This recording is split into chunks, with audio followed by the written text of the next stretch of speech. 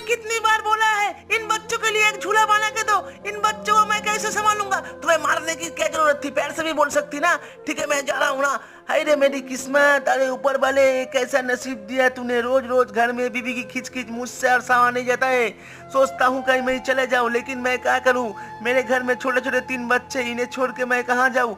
मेरी अपना अनपढ़ बीबी मुझे समझता ही नहीं। बोल रहा है इन बच्चों के लिए एक झूला खरीद के लाओ, लेकिन मैं क्या करूँ? मेरे पास तो पैसा ही नहीं है। और जो बच्चे के लिए मैं झूला खरीद के लाऊं, है रे गरीबी, ऊपर वाले तूने कैसा गरीबी बनाया। खैर छोड़ो, मैं अपने हाथ से इन बच्चों के लिए झूला बना के लेके जाऊंगा। दोस्तों आप लोग अगर मेरी वीडियो पे लाइक और सब्सक्राइब कर दो तो मैं अपने बच्चों के लिए दूसरा झूला खरीद पाऊंगा।